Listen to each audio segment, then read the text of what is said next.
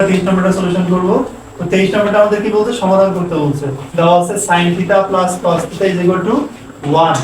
সমাধানের অঙ্কগুলোতে সব সময় যেটা কোণ দেওয়া থাকবে ওটার মান বের করতে হবে। তাহলে sin θ + cos θ = 1। কন্ডিশন হচ্ছে আমাদের θ এর মানটা কি 0 থেকে বড় অথবা সমান এবং 90 থেকে ছোট অথবা সমান। মানে কি 0 হতে পারে অথবা 9 ও হতে 90 হতে পারে। তো দেখো আমরা লিখছি যে দেওয়া আছে sin θ + cos θ = 1। এরপরে যেটা করতে হবে আমাদের প্রথমে বর্গ করব ওদিকে। কি করব? বর্গ। তাহলে sin θ + cos θ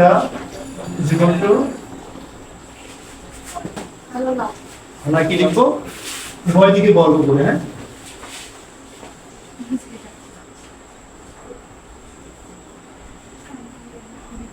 এতে পার আমাদের উভয় দিকে বর্গ করলাম, ঠিক আছে। তাহলে a + b হোল স্কয়ার সূত্র পড়ে না? a + b হোল স্কয়ার সমান কি? a square plus sin square 2ab plus হ্যাঁ sin স্কয়ার সরি θ প্লাস হচ্ছে 2 2 sin θ cos θ cos θ plus cos square θ। এটা কোন সূত্রটা? a + b হোল স্কয়ারের সূত্রটা ইকুয়াল টু কি, এই যে 1 এর উপর স্কয়ার মানে কি 1। অর্থাৎ এখানে আমরা কিসের সূত্র অ্যাপ্লাই করছি? a + b হোল স্কয়ার সমান কি a square plus 2ab plus b square, এই সূত্রটা অ্যাপ্লাই করছি, ঠিক আছে। yes sir তো দেখেন এই যে আমরা জানি যে sin স্কয়ার আর cos স্কয়ার সমান কি 1 লেখা যায় না? তাহলে এই জন্য sin স্কয়ার আর cos স্কয়ারটাকে আমরা একসাথে লিখি। এই sin স্কয়ার ঠিকই থাকলো, এই যে cos স্কয়ারটাকে সামনে নিয়ে আসছি, ঠিক আছে।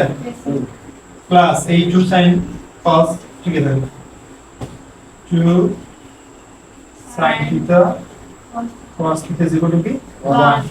তাহলে এই sin square θ plus cos square θ মানে কি 1 না? yes sir এই দুটো মানে 1। তাহলে 1 + 2 sin θ cos θ = কি 1। এবার আমরা কি করব, এই যে +1টা আছে, +1টাকে আমরা ইকুয়ালের ওইদিকে নিয়ে যাব, ঠিক আছে। তাহলে থাকতেছে কি আমাদের, দেখো 2 sin cos sin θ cos θ = কি 1। আর এই +1 ওইদিকে গেলে কি হবে? -1।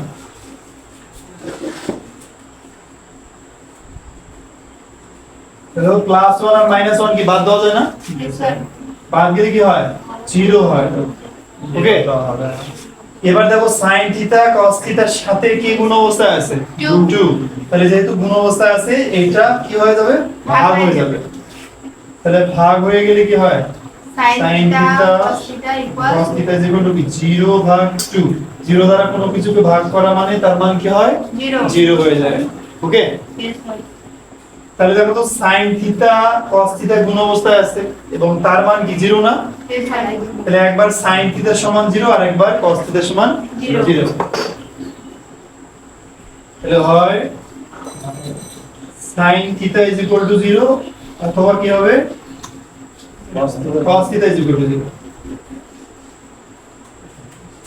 ওকে, তাহলে sin কত ডিগ্রির মান 0? 100 ডিগ্রি 0 ডিগ্রি 0 ডিগ্রি। তাহলে sin 0 ডিগ্রি মান 0 তাহলে sin θ সমান এই 0 মানে কি sin 0 ডিগ্রি। ওকে, yes sir তাহলে একই ভাবে দেখেন sin চলে যাবে, θ সমান কি 0 ডিগ্রি। বুঝা গেছে? তাহলে একই ভাবে কি করব আমরা, যে cos কত ডিগ্রি মান 0? 90 ডিগ্রি 90 ডিগ্রি। cos θ ঠিকই থাকলো এদিকে, আর 0 মানে হচ্ছে cos 90 ডিগ্রি।